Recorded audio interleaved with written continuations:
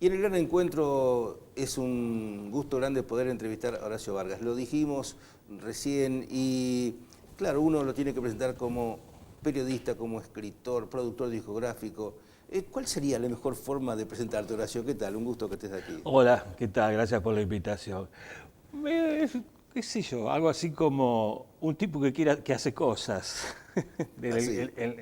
en el campo de la cultura y el periodismo, ¿no? Son muchos años de trabajo, algunas cosas hemos fundado, como un diario como Rosario 12, que va a cumplir este año 34 años. ¿Y qué edad tenías cuando arrancó Yo Rosario arranqué 12? como, yo arranqué como corresponsal de Página 12 en 1987. Tenía 27 años. Durante 3 años fui corresponsal y al tercer año fundamos con Pablo Feldman y Jorge Lanata Rosario 12, que empezó como un semanario donde teníamos el columnista al negro Fontana Rosa y luego pasó al año, lo empezamos a salir todos los días. Qué experiencia, ¿no? Una gran experiencia, éramos muy jóvenes, la verdad. El promedio era ese, 27 años.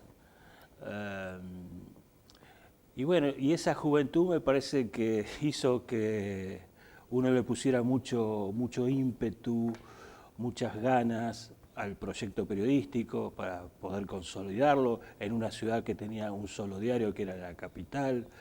Eh, y donde muy pocos diarios anteriores pudieron sobrevivir los fatídicos 5 años, y nosotros superamos holgadamente esos 5 años, nos consolidamos como un diario con una fuerte presencia en agenda política, en derechos humanos, en cultura, eh, y después aparecieron, y además fue como una escuela de periodismo, ¿no? Es decir, mucha gente comenzó en Rosario 12. Y Gerardo Rosín, Correcto, sí. Reinaldo Siete Case, Osvaldo Bazán, eh, ¿Cuántos nombres? muchos nombres que, bueno, hicieron su primera experiencia en Rosario. Y me acuerdo que Reinaldo decía, una vez dijo que haber trabajado en la redacción de Rosario 12 te daba como un certificado de buena calidad para emprender cualquier proyecto en Buenos Aires. Y muchos de ellos se fueron a Buenos Aires a trabajar, ¿no? Y les fue muy bien. Y, y después y aparecieron nuevas generaciones de periodistas. eh, y en los últimos años estamos viendo dos hechos muy fuertes. Uno que tiene que ver con la pandemia, con lo que fue la pandemia para el periodismo gráfico, donde todos tuvimos que recluirnos en nuestras casas y transformar nuestros living en la redacción virtual, que para un redactor, bueno, tenía sus, digamos que no, tenía su, no era tan complicado, pero para un editor de diario era muy complicado porque no estaba Claro. la redacción física, digamos, no estaba el contacto diario con los periodistas y los fotógrafos y todo era virtual. Y bueno, Ese olor a tinta que de alguna forma antes eso existía, ¿no? sí, la discusión, básicamente, la discusión sobre notas, eso es lo que yo extrañaba, digamos. Claro, de aquel olor a tinta a la redacción con ese clima, todo eso que Claro, realmente se perdió. se fue perdiendo. Es difícil retomar ese ejercicio, Discutir las tapas. discutir las tapas, enojarte con el periodista por una barbaridad que escribió, eh, el estrés del cierre diario. Y bueno, y a partir de la pospandemia es como que la redacción, digámoslo simbólicamente, siguen vacías. Entonces, más allá de que Sí. algunos editores van a trabajar a la redacción y los fotógrafos también, no. Es como en los experimentos educativos que me decían que la educación virtual o lo híbrido vino para quedarse ahora, ¿no? Este Yo creo que sistema sí, híbrido. Y de alguna forma está pasando eso entonces, está pasando post-pandemia. eso, sí. Pero resiste el periodismo gráfico, a pesar de que algunos planteaban en forma agorera o no, de que se iba a extinguir lo gráfico. Bueno, y ese es el otro punto que te iba a decir, ¿no? La virtualidad. El periodismo virtual, el periodismo online, el periodismo de la noticia instantánea, del momento, del urgente, de esto está pasando ahora, ¿no? Que indudablemente, como vos decís, llegó para quedarse, crece exponencialmente todo lo que es servicios de los medios digitales, y uno que viene de la vieja escuela, es decir, de lo gráfico, al principio a mí me generaba mucho malestar, digamos, esa convivencia entre gráfico y online. Y el lector eligió lo virtual, eligió el .com.ar. Por eso hoy hay unas tremendas asimetrías entre lo gráfico y la web. La web... Anda muy bien Página 12 Sí. y Rosario 12 en Sí, la web. sí, sí, Anda muy sí, bien sí. en las estadísticas, está dentro de los sitios más Sí, visitados. sí, eso es notable. Nosotros solamente Rosario 12 tenemos 1 millón de visitas mensuales. Y eso que no tenemos una redacción digital paralela a la gráfica, ¿no? No tenemos dos equipos, como lo tiene que tener La Nación, La Capital, Claro. por ejemplo, o Infobae, que es el que más mide. Pero bueno, lo que hubo fue un traslado del lector, del seguidor del diario a la web, por eso se ve mucho. Pero Este, igualmente en papel va a seguir saliendo. sí, el papel sigue. En un contexto también raro, porque estamos recibiendo mucha información sobre los kioscos de diarios y revistas de Rosario que están cerrando. Que lo ves, Sí, se nota. se nota, o que se reciclan como una juguetería. Sí, sí, sí, sí, sí. Y entonces, bueno, ahí se han perdido muchas bocas de distribución de los diarios y de las revistas, Claro. ¿no? Que entiendo que es un fenómeno nacional, eh, pero que, bueno, indudablemente afecta a la venta de ejemplares. En el periodismo, ¿quiénes fueron tus maestros? El primer maestro que yo estuve se llamó Horacio del Prado. Horacio del Prado era uno de los jefes en Buenos Aires, hermano de Alejandro del Prado, el cantante, Sí. e hijo de Calé, el gran dibujante rosarino, pero que vivía en Buenos Aires. ¿Alejandro era pastoral o me equivoco? No. Alejandro es un cantante Ah, solista. solista. Eh, y él era uno de los editores de unas mejores revistas, semanarios, que surgieron en democracia, que se llamaba El Periodista de Buenos Aires. Ahí yo fui corresponsal durante bastante tiempo, que fue mi primera gran escuela, te diría, de formación. Y después, pero ya en otro plano, nadie puede ocultar lo que significó como escuela y como escritor Rodolfo Walsh. Qué estilo, ¿no? Claro, Desde aquellas... después me gusta mucho Martín Caparrós, me gusta mucho Lilia Guerreiro. Ahí hay un interesante nivel de cruce de escritura y periodismo, ¿no? Herramientas que se van unificando y transformando y que se llama periodismo creativo, periodismo narrativo, cosa que si lo pensás por el lado de todo eso volcado a la web, hay como que no es lo mismo, ¿no? ¿Qué sé yo? La lectura en la web, esto lo aprendí por mis hijos, no por mí. La lectura en la web tiene un tiempo de Claro. lectura que creo que si llega a 1 minuto, es muchísimo. Entonces no hay en la web el lector no tiene en la web eso que sí encuentra en el diario, que es la lectura profunda, la lectura con tiempo de algunos contenidos. Hoy el periodismo está atravesado por militantes de un lado, de otro, de algunos esquemas políticos. En ese sentido, veo que siempre has procurado no caer en esta construcción de discursos tan encuadrados. Creo que es todo un desafío, ¿no? Sí, claro, yo no creo en el periodismo militante, yo creo en el periodismo que serio y que tiene que tener como prioridad una cosa tan, pero tan obvia que es trabajar con la verdad. Ese es un punto de partida y de formación. El otro tipo de otra formación tiene que ser la lectura. La universidad también, claro. Yo vengo de otro lado, vengo del oficio, pero las nuevas generaciones se están formando en la universidad. Pero la formación más importante para mí y significativa es leer. Eso para mí es ¿Y importante. de chico qué leías? Lo primero que leía, bueno, a mí me gustaba mucho el fútbol y leía el gráfico. Osvaldo Ardizone, por ejemplo. Claro, no tan...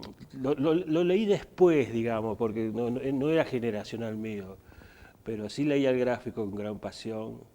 Y después me acuerdo que yo vivía en la zona vivíamos con mis viejos en la zona de la terminal de ómnibus y por Caferata pasaba todas las tardes el canillita, fíjate vos qué imagen, un canillita en bicicleta voceando La Razón, vespertino, que era un clásico. Claro. Y yo era el responsable de ir a esperar al canillita y comprarlo, ¿no? Así que Ahí te fuiste haciendo la lectura ahí se fue haciendo una lectura, ¿no? Sí. y a empezar a generar la pasión por el periodismo de chico. Sí, en realidad, el otro día contaba que mi primera experiencia periodística fue en 1981, tenía 20 años o 21. Yo trabajaba como cadete en una agencia de publicidad muy importante que se llamaba Neo.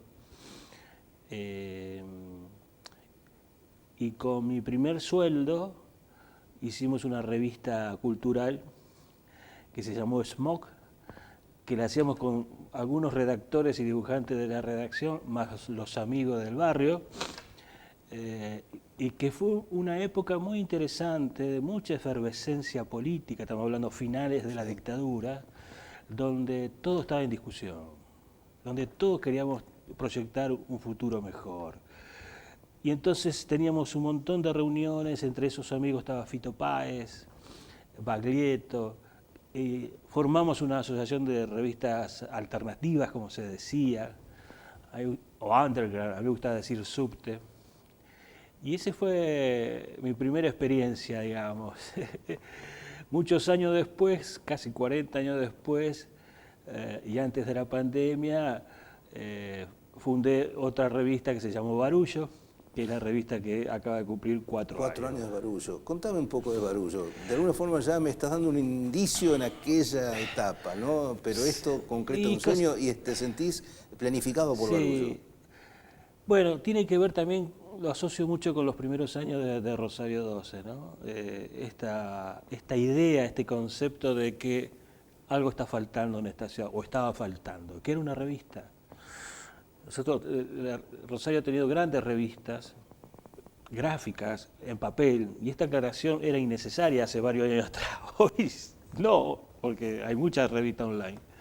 Pero recuerdo Vasto Mundo que editaba Rafael Yelpi, Risario, donde yo trabajé, que editaba Manuel Aranda, el Tommy, Santa María y David Leiva, que esa fue la gran escuela de periodismo que para mucha gente.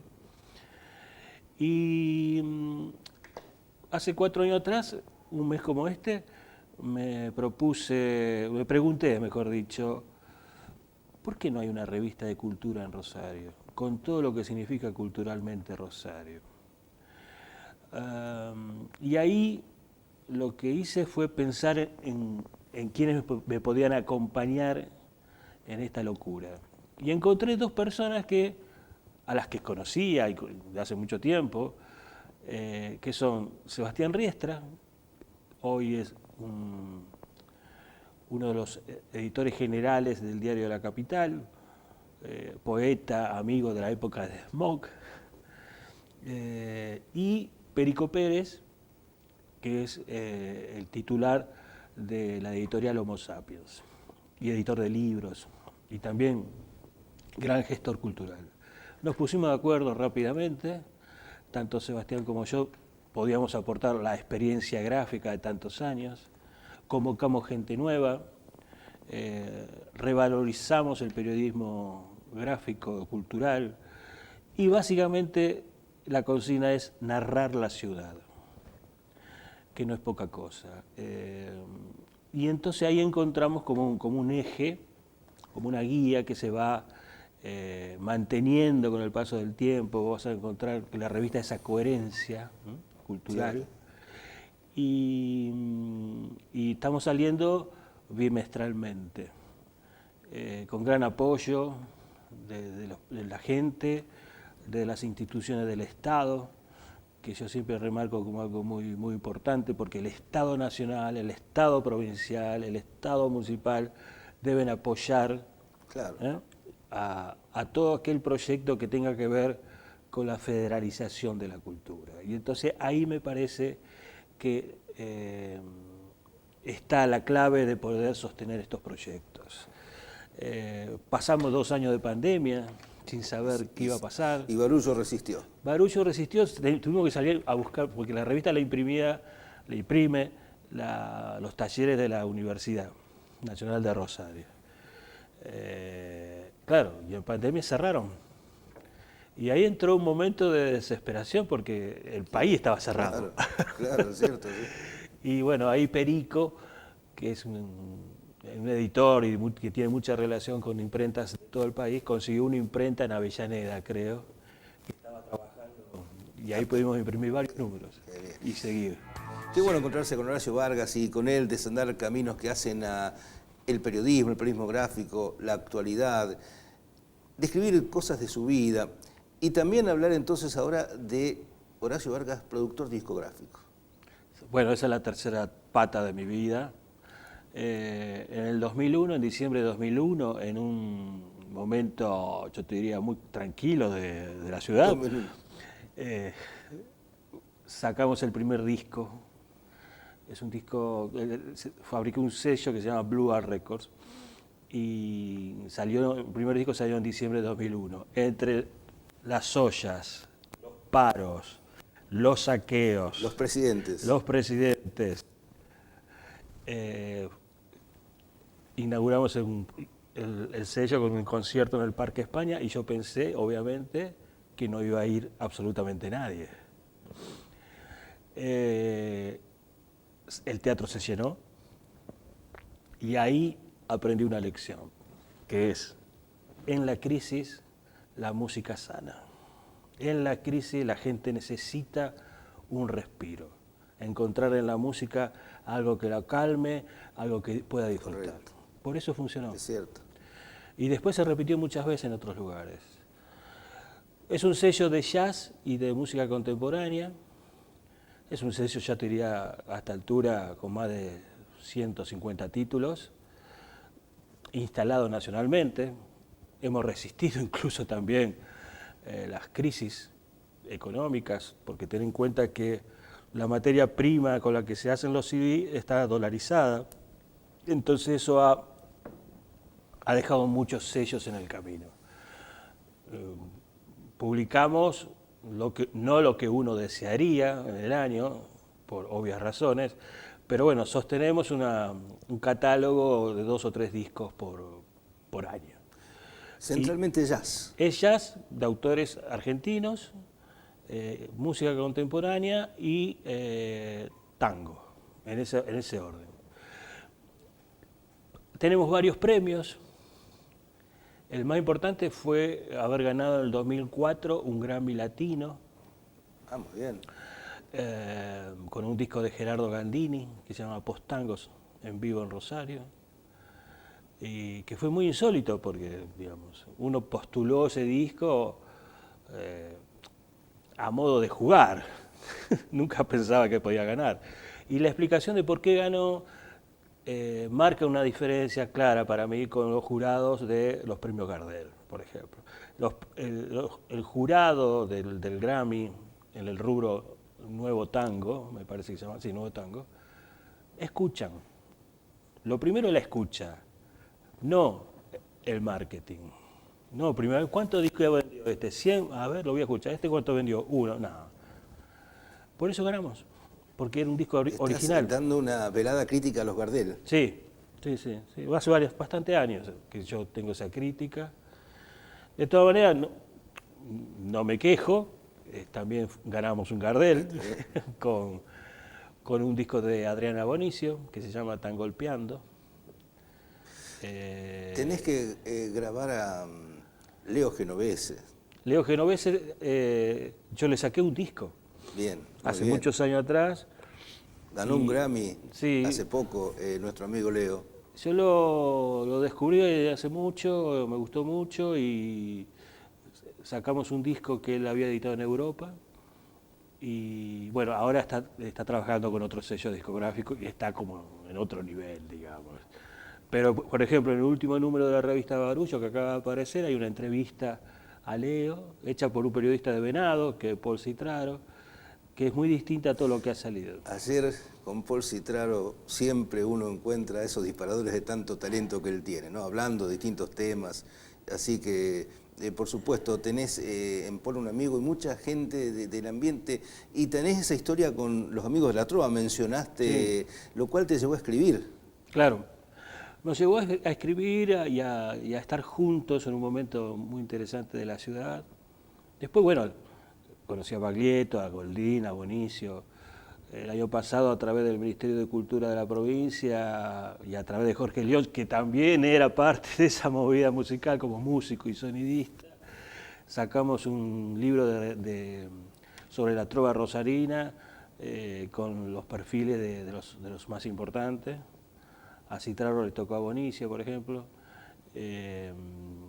También, y donde la convocatoria la hice yo fui el recopilador de los textos que pedía a periodistas, hombres y mujeres, para ese libro. Qué buen trabajo y tuvo buena repercusión. Sí, estuvo muy bien. Y te pregunto ahora, porque en el libro lo desarrollás, ¿a qué atribuís este fenómeno de la trova rosarina? Me parece que surge en el momento indicado, pero que pero que venía con una base muy sólida que tenía que ver con las letras, con la musicalidad y con cierta originalidad a la hora de pensar los temas. Entonces, ese movimiento musical, que no era un movimiento, entre comillas, pensado, pautado, organizado, no era una trova a la cubana, o la canción folclórica. Era un grupo de gente que se venía trabajando en Rosario y que llegó un momento en que tuvo una oportunidad extraordinaria como ir a tocar al festival contra la presencia de Frank Sinatra, organizado por la revista Humor, y ahí explotó. Explotó con Baglietto, básicamente, que es el ícono de la trova rosarina, es uno de los mejores intérpretes de la canción argentina. Juan sigue cantando maravillosamente bien. Y diría Baglietto hace poco que de pibe lo cuestionaba al viejo porque le gustaba el tango. Claro. Y ahora de grande lo conmueve el tango. Sí, y aparte, bueno, ha encontrado en esa dupla con Lito Vitale una fórmula fantástica. Es decir, yo lo cargo y le digo, loco, toda la semana estás tocando en cualquier lado del país. Horacio, tantas cosas por hablar. Me faltó, por ejemplo, preguntarte si sos de Newell o de Central, de Proso o canalla. No, yo soy canalla. Canalla de mi más tierna edad. Aparte yo vivía en Barrio Sarmiento. Ahora justo estoy editando un libro sobre la historia del fútbol de Rosario, que va a editar la Asociación Rosarina de Fútbol, y ahí me estoy encontrando con cosas maravillosas sobre la historia del fútbol. Y yo vivía en Barrio Sarmiento, así que estaba cerca de la cancha de Central, y la mayoría de mis amigos eran de Central, y siempre había un par de vecinos. Qué bueno. Qué bueno que sigas recorriendo. Pero mi padre, y este es el dato que siempre cuento, mi padre fue el que me llevaba a la cancha, pero mi padre no era de Central, era de Lanús. De Lanús. Y yo siempre le decía, vos debes ser el único hincha de Lanús de la ciudad. ¿Por qué? Bueno, entonces me explicó ese grupo, ese equipo de fútbol fantástico de la década del 55, que llegó a ser su campeón. Guido. Guidi era un gran número 5, jugó en ese equipo de Lanús. Guidi se llamaba. Y estaba ahí Acosta. Acosta. Silva y Acosta. Eso. Sí, los albañiles. Pero eso fue la década del 60. Claro. ¿No? Y él se hizo hincha de ese. Pero íbamos a la cancha juntos. Así que, pero nunca sí quiso reconocer como hincha central. Horacio, un gustazo grande Gracias destacar tu talento, tu capacidad periodística y este amplio espectro polifacético que nos has contado, que por supuesto realmente ha sido muy, muy interesante. Pero cuando yo era chico quería ser jugador de fútbol. Esa fue la frustración. Y llegué a jugar en Centralito. Ah, muy bien. Creo que ¿Qué puesto? 3. De número 3. Pero si me hacían jugar de 10, jugaba de 10. Ese es el sueño que de alguna forma todos tenemos, ¿no? Y está muy bien. Muy bueno que haya sido así. Muchas gracias, Horacio. Gracias por la invitación.